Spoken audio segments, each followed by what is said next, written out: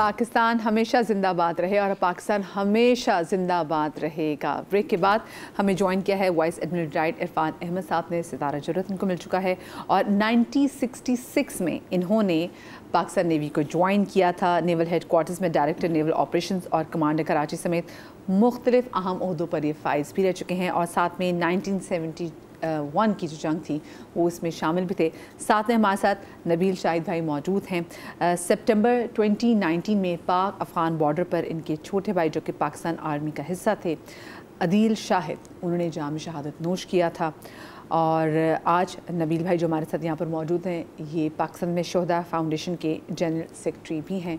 इनको भी हम शो में खुश आमदीद कहेंगे। अस्सलाम वालेकुम सर, मैं आप दोनों को शो में खुश आमदीद कहना चाहूँगी। और सर सबसे पहले तो मैं आपसे पूछना चाहूँगी, आपने तो जंग देखी हुई है और अभी जब भी कोई ऐसी बात होती है, क्योंकि हमने देखा है कि इंडिया में कुछ भी हो जाए तो जो मुरद इल्ज़ाम है ना वो कहीं ना किसी बस उनको होता है कि इसके पीछे पाकिस्तान ही हो सकता है। अभी पहलगाम में जो हुआ और इसके बाद वो जितने झूठे इल्ज़ाम बना रहे हैं, मैं लोगों में वीडियोस देख रही हूँ, जिन कपल्स की वीडियोस वायरल की थी वो कपल्स आके बता रहे हैं कि भाई खुदा के लिए तो हम है ही नहीं, ये पता नहीं हमारी पिक्चर्स उन्होंने क्यों वायरल कर दी है। तो दुनिया को पता है कि वो किस तरीके से झूठ बोलते हैं और झूठी कहानी जो है वो बुनना शुरू कर देते हैं, प्रोपेगेंडा कितना वो करते हैं। तो जब ऐसी कोई पोजीशन आती है, जब वो सिचुएशन को एस्केलेट करने की कोशिश कर रहे होते हैं, तब आप लोगों की क्या अप्रोच होती है? बहुत शुक्रिया आपका यहाँ इनवाइट करने का, बुलाने का। ये तो इंडिया की हिस्ट्री रही है और इसी तरह से हमारा रिएक्शन भी इसी तरह से हमेशा हिस्टोरिकल रहा है कि हमने कभी कोई घबरा के बात नहीं की। जैसे आपने बड़े उसमें बताया गीदड़ भपकी की बात की, तो ये भपकी हम अरसा दराज से सुनते चले आए। जो आजकल का तसलसल है वो 1986 शुरू हुआ था, जब इंदिरा गांधी के ज़माने में ब्रास अटैक हुई थी। उन्होंने बहुत लार्ज स्केल एक्सरसाइज की और वो समझते थे कि शायद पाकिस्तान इससे डर जाएगा। हम डरे नहीं, हमने तैयारी मुकम्मल की और उन्होंने फिर बैक फुट ले लिया। इसी तरह से आप देखें बहुत सारे इंडियन जो आपकी तरह बहुत सारे टीवी के प्रेजेंटर्स हैं वो बता रहे हैं कि कब से इंडिया ने 1999 से लेकर 2001, 2, 3, उसके बाद 16, 19 ये इस किस्म की धमकियां चलती रहती हैं। और वो जो अपनी कमज़ोरियां हैं उनकी, उसकी इल्ज़ाम तराशी पाकिस्तान पे डाल देते हैं। वो समझते हैं शायद इससे पूरी दुनिया कन्विंस हो जाएगी। उनसे ज़्यादा बल्कि कि उनके अपनी जो पब्लिक है, अपनी जो आवाम है, वो शायद इससे कन्विंस हो जाए कि हमने तो सारे इक़दाम किए थे, उसके बावजूद पाकिस्तान ने आके हमला कर दिया। कितना बड़ा फेलियर है, लाखों की फौज आपने वहाँ पे रखी हुई है कश्मीर में। अभी देखें कितना दूर है LOC से ये जगह जहाँ की बात कर रहे हैं। तो पाकिस्तानी, अगर एक तो ये बात है कि हम बेवकूफ़ नहीं हैं, हम खामोखा में जाके क्यों ऐसा क्यों कदम उठाएंगे जिससे हमारी अपनी सिक्योरिटी कोई इफेक्ट हो, हमारी अपनी पब्लिक को इफेक्ट और निहत्ते लोगों को मारने की हमें क्या। तो जबकि उसके अंदर 26 में से 15 तो मुसलमान लोग थे और 3 तो वो जज थे जो केरला में जिन्होंने RSS के अगेंस्ट वर्डिक्ट दिया था। अब उनको वहाँ से पकड़ के, ये कितना लाउड एविडेंस है कि देखें ना। और इन सब चीज़ों के बावजूद अब ये समझते हैं कि हम शायद इस वक्त अलर्ट नहीं है, ये हम तैयार नहीं हैं। अपनी तरफ से ध्यान हटाने के लिए ना, जी, कि RSS पे ध्यान ना जाए, सब तरफ से ध्यान हटाने के लिए ये बहुत पुराना इनका हथियार है, बहुत पुराना हथियार है और आज तक कामयाब नहीं हुआ और इंशाल्लाह नहीं होगा कामयाब। इसलिए कि हमारी नेशन का जो ट्रेंड है वो ये है कि हमें हमेशा तैयार रहना है। किसी वक्त भी कोई दुश्मन, एक कहता ना अय्यार चालाक दुश्मन, तो वो तो किसी वक्त भी आपके साथ कोई भी वार कर सकता है। अब ये तो उन्होंने बॉर्डर पे नहीं किया, अपने मकबूजा इलाके में दूर जाके जहाँ टूरिस्ट की जगह है, वो हमारा क्या लेना देना। भाई हम कुछ करते तो LOC पे करते, हम करते कोई समंदर में करते, हम उस वक्त करते जबकि 1916 में 2016 में और 2019 में इनकी समरी हमारी तरफ आई थी। हमने उसको डिटेक्ट किया और शराफत से हमने मौत भेज दिया कि भाई आप आ गए हैं, हमने आपको पकड़ लिया है, आप वापस चले जाएं। इससे पहले हम नहीं चाहते। हमारी शराफत, हमारी मेहमान नवाजी तो लोग भी देख चुके हैं कि हमने तो नंदू को कितने प्यार से तैयार करके, मांग निकाल के, अच्छे साफ सुथरे कपड़े बना के, चाय बना के, पिला के वापस उसको भेजा। मतलब ये तो लोग वाकिफ़ हैं। अच्छा, मुझे पता है 1970 में जब आपने तो एक जंग देखी हुई है, तो जब जंग होता है, जंग का क्या माहौल होता है और आप लोग जो कि अपनी ड्यूटीज़ पर होते हैं तो क्या जज्बा होता है? देखिए कोई भी जज्बा पाकिस्तान अपने मुल्क से बढ़ के नहीं है।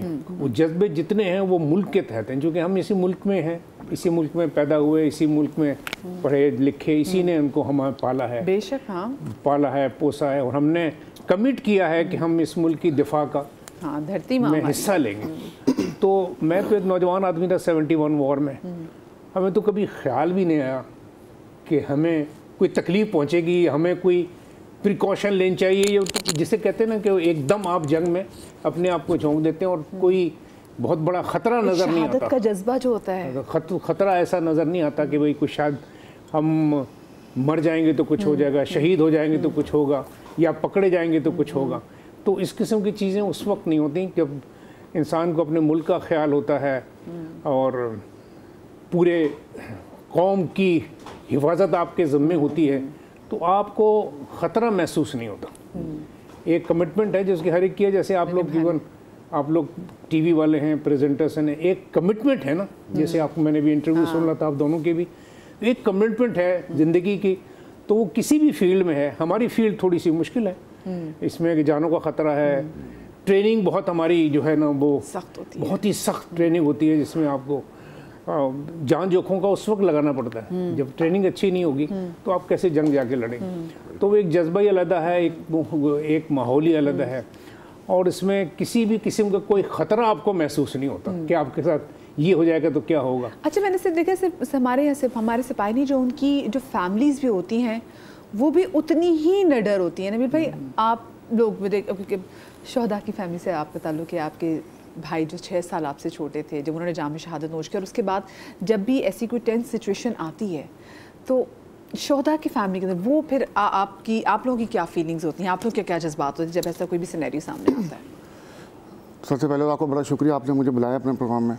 देखें, शहादत के बाद ना जो जज्बात होते हैं ना वो उभरते नहीं हैं। होता ये है कि जब मैं अपनी बात करता हूँ, जब मेरा भाई जब PMA ज्वाइन किया था, उसी वक्त ना पूरी फैमिली की अटैचमेंट साथ हो जाती है उसके साथ। एक तो वो एकदम राब्ता नहीं हो पाता, माएँ बैठी होती हैं, ये सिर्फ मेरे घर के नहीं, तकरीबन जितने भी आर्मी ऑफिसर्स हैं उनके घरों की यही स्टोरी है। जब बच्चा PMA में जाता है, वो माइल टेस्ट हो रहे होते हैं, वहाँ से कभी कॉल आ जाती है कि अम्मी दुआ करिएगा, बहन दुआ करना कि मैं पास हो जाऊँ। उसके बाद फिर इनकी जब पोस्टिंग आती है, अदील की जो पहली पोस्टिंग आई थी कमीशन हासिल करने के बाद, वो सियाचिन में थी। वो एक बड़ा एक मरहला होता है। तो आपकी फैमिली उसी तरह स्टेज बाय स्टेज और लम्हा बाय लम्हा वो उस फीलिंग से गुजर रही होती है। सेकेंडली ये कि बहैसियत मुसलमान और वो शहादत और गाजी का एक जज्बा, तो क्योंकि जनाब रसूलुल्लाह के दौर में भी असहाबा कराम तमन्ना किया करते थे कि मैं शहीद हो जाऊँ, वो सारी चीज़ें तो अपनी जगह हैं। मगर आप जब अपना बच्चा जब आप धरती को दे देते हैं ना, तो इन्ना लिल्लाह ना आप उसी दिन पढ़ लेते हैं। वो बच्चा फिर आपका बच्चा नहीं होता। मतलब आप इनकी लाइफ देख लें, वो फैमिली के साथ कितना अर्सा स्पेंड करते हैं। मेरी बड़ी बहन की जब शादी थी उमेरा की, तो अदील उधर सियाचिन पोस्टेड था, अदील नहीं आ सका था यहाँ पर। तो ये तो कुर्बानियाँ इन लोगों की जान, तो एक बड़ी त्यौहार कुछ भी हो, ये तो मतलब अपने घरों से दूर हमारी हिफाजत के लिए मामूल। बिल्कुल बिल्कुल ऐसे ही है। अब वो शहीद होने से पहले ही उसकी फैमिली के जज्बात, तो मतलब बहैसियत पाकिस्तानी, अगर पाकिस्तान पर अगर कोई उंगली उठती है, आप हों, ये सानू शमून भाई बैठे में आर्टिस्ट हैं, 1965 की जंग हुई, मरहूमा मलका नूरजहां, उनके तराने आज भी बड़े मशहूर हैं। बॉर्डर पर जाकर वो पढ़ा करती थी, उससे बड़े जज्बे और हौसले आपके बुलंद हुए। तो ये तो पूरा एक कौम की बात है, कौम की बात है कि कौम का हर फर्द जो अपनी फील्ड में रहता है वो वहाँ पर बैठकर किस तरीके से किरदार अदा कर रहा है। जब जनाजा आता है ना, तो देखें, इंसानी जो जान है उसकी कोई कीमत नहीं है, और उसकी कमी दुनिया की कोई भी चीज़ पूरी नहीं कर सकती। अभी पिछले दिनों रमज़ान गुजरे हैं, तो वो जब दस्तरखान लगता है तो उस दौरान तो उसकी कमी महसूस होती है। जब ईद आती है, बकरीद आती है, कोई इवेंट आता है, तो उसकी कमी तो महसूस होती है। मगर एक तो बीइंग शहीद का भाई, देखें, एक तो कौम की भी जिम्मेदारी मेरे ऊपर है। मैं यहाँ पर अव्वल तो कोई दिल में ऐसी बात नहीं आती है, अगर मैं कोई गलत बात करता हूँ तो सबसे पहले तो इंडिया खुश होगा, वहाँ पर हमारी रील्स चलेंगी, वहाँ पर हमारी वीडियो चलेंगी, ये हमारे पे एक जिम्मेदारी है। और ये जितनी भी शोधा की फैमिलीज हैं ये जिम्मेदारी को समझती हैं। और अल्हम्दुलिल्लाह मैं जितनी भी शहीद की फैमिली से मिला हूँ, बशमूल मेरे फादर, क्योंकि एक जवान बेटा जाता है तो माँ बाप पर बड़ी वो एक पहाड़, तो मैंने तुमको शुक्र के सजदे करते हुए देखा है। आज तक मैंने कभी किसी शहीद की फैमिली को ऐसा नहीं देखा कि वो परेशान हो, हाय मेरा बेटा चले गया, बल्कि उल्टा अज़म होता है कि मेरा दूसरा बच्चा भी चल जाए। अब मेरा जो बेटा है वो तैयार हो रहा है इंशाल्लाह ताला, वो पाकिस्तान के लिए अब वो सर्व करेगा। लंबी हयाती दे उनको। अच्छा, ये मैंने देखा, आपको पता है कि आप इस वक्त निकाल भी लें, मैं पिछले दिनों एक वीडियो भी देख रही थी, उसमें था कि गैस करे कि वर्ल्ड की नंबर 1 आर्मी कौन सी है, तो वो किसी का नाम ले रहे हैं, यूनाइटेड स्टेट का नाम ले रहे हैं, वो चाइना का नाम ले रहे हैं, वो रशिया का नाम ले रहे हैं, लेकिन वो जो सबसे नंबर 1 पे आ रही थी वो पाकिस्तान की थी। क्योंकि इसमें सबसे बड़ी बात है ना कि हम तो खुशी से कहते हैं कि अल्लाह मियां हमें शहादत हमें नसीब हो जाए, शहादत की मौत नसीब हो जाए, तो क्या ही बात है। तो हमें वो खौफ नहीं है, हमें वो मरने का खौफ नहीं है, हमें खुद को कुर्बान करने का खौफ नहीं है। अच्छा, उन पर मैं देखती हूँ कि इंडिया में स्पेशली जितनी माशाल्लाह से उन्होंने मुँह की खाई हैं, लेकिन अब दुनिया को और अपनी जो आने वाली नस्लें हैं उनको एक ज़रा डिफरेंट तरीके से टीच करने के लिए फिल्में बना लेते हैं, प्रोपेगेंडा वाली, बताने के लिए कि जी हमने तो ये कर दिया, वो एक निकलता है, हीरो निकलता है, उनका सिपाही निकलता है, सबको मार मुर के वापस आ जाता है। मतलब एक बड़ी गलत तारीख से भी लोगों को आगाह करें। आप उनकी वैसे इस अप्रोच को कैसे देखते हैं? देखिए, ये जो अप्रोच है ना, ये इंडिया से पहले बेसिकली अमेरिकन ने किया। उन्होंने आपको रशियन से नफरत करवानी थी, उन्होंने रशियन को, हर फिल्म में रशियन जो है ना वो बुरा आदमी होता है। उन्होंने चाइनीज़ को छोटा दिखाना था, उन्होंने चाइनीज़ को छोटा दिखाया। तो ये बेसिकली एक स्टेट पॉलिसी होती है जो कि सिनेमा को पैसा दिया जाता है और सब किया जाता है कि जी इनको बुरा दिखाना है। अच्छा, अब अनफॉर्चुनेटली या फॉर्चुनेटली कह लें, इन लोगों की इंडस्ट्री में कैपेसिटी ज़्यादा है। 1 अरब से ऊपर की इनकी आबादी है, पैसा, मतलब मेघ न्यानी खरीदेंगे, फिल्म बना लेंगे, ठीक है ना, और उसमें वो उनके पास ज़्यादा है वो गुंजाइश।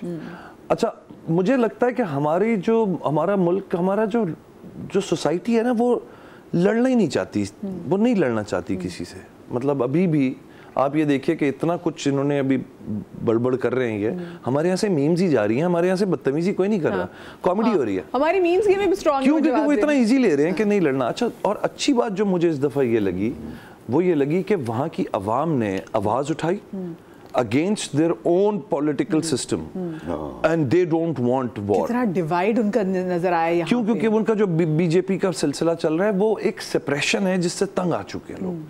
कश्मीर का जो भी एक इतना ट्रैजिक अभी हिस्ट्री हम देख रहे हैं पिछले 8-10 साल में जो उन्होंने किया है, वो सब एग्जाम्पल्स हैं सबके सामने। तो अच्छा, हम जवाब तो देते हैं फिल्मों में, लेकिन मुझे लगता है हमारी आवाम को इसलिए इंटरेस्ट नहीं है कि लोग लड़ाई वाली फिल्में नहीं देखना चाहते। लोग देखना चाहते हैं प्यार, मोहब्बत, हंसना, बोलना। हाँ, और हम हमेशा, हमारी तरफ से, पाकिस्तान की तरफ से मैसेज भी हमेशा अमन ही है, बट लेकिन वो तो ना कि कभी कभी आप अमन का मैसेज बहुत दे रहे थे तो अगले को लगता है कि शायद ये डरपोक है। अब मुझे बताइए ना, इन्होंने सिपाही मकबूल हुसैन को कैद किया था, सर को पता होगा, उससे ये कहते रहे 60 साल तक। जी 60 साल उससे कहते रहे कि तुम बोलो जय हिंद, उसने नहीं बोला, उसकी ज़बान काटी और उसने अपने खून से लिखा दीवार पे कि पाकिस्तान जिंदाबाद। तो वो जब वापस आए तो वो बेचारे की ज़बान नहीं थी, और आज हमने अभिनंदन पकड़ा, उससे दूध पत्ती पिलाई, उसके वही आपने बोला ना, उसके बाल छाल बनाए और हमने उसको वापस भेज दिया। अभी सर बता रहे थे सबमरीन इनकी जो है वो एक डिफेक्टेड, वो थी भी डिफेक्टेड, वो भी भाई पकड़ के हम सज़ा देते हैं आपको। आज भी आपका वो जो एजेंट हमारे पास है कुलभूषण को आज अपने कौन से ऐसे टॉर्चर हो रहे हैं, कुछ हो रहा है, उसको रखा हुआ है सिर्फ क्योंकि एक पॉलिटिकल हमें वो करना है। तो बात ये है कि हमारी तरफ से हमेशा अमन का ही मैसेज, और यही अगर हमारी तरफ से हम देखें कि किस तरीके से उन्होंने जो हम पाकिस्तान में आए दिन देखते हैं किस तरीके से बलूचिस्तान को टारगेट करते हैं, खैबर पख्तूनख्वा को टारगेट करते हैं, लेकिन हमने फिर भी कभी ऐसी वॉर की बात नहीं की। हमने वॉर की बात नहीं, हमने देखा कि जी 2 एटमी क़ुव्वतें हैं। तो ये जो इतनी अच्छी एक अप्रोच है, मैं हमेशा से देखती हूँ, उसकी बड़ी पीछे क्या बड़ी रीज़न है कि हम हमेशा अमन के वाले से बात करते हैं, लेकिन हम साथ में बता भी देते हैं कि ईज़ी नहीं लेना इसको।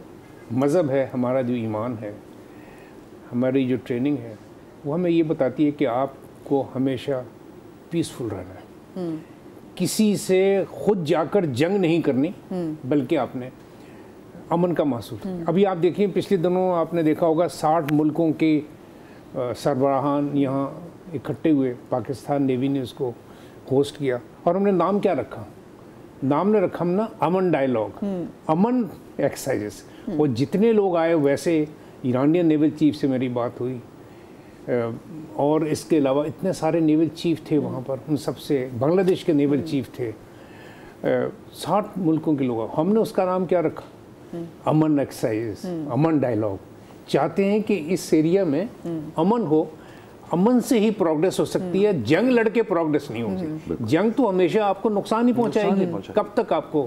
तो इसीलिए आपने देखा हमारा रवैया, हमने सबमरीन्स आई उनको भी छोड़ दिया कि आप अपने अक्ल के नाखून लें और ये बात समझें कि बातिल को से दबने वाले आसमान नहीं हम। 100 बार कर चुका है तू इम्तिहान हमारा। तो इंडिया तो हमें इतनी दफ़ा इम्तिहान हमारा कर चुका है। और एक मैं आपको देखिए, मैं आपको मर्द मोमिन की निशानी बता दूं कि मर्द मोमिन खुद जो है ना, वो खुद पहला वार कभी भी नहीं करेगा, लेकिन जब करेगा, आप देख लेना इस्लाम में जितनी बड़ी जंगें हुई हैं तो हज़रत अली पहला वार खुद नहीं करते थे, पहला वार करने के अगले को ही कहते थे, और उसके बाद जब खुद वार करते थे तो अगले को उस काबिल ही नहीं छोड़ते थे कि वो वार करता है। हमारी मिसाल भी ऐसी ही है।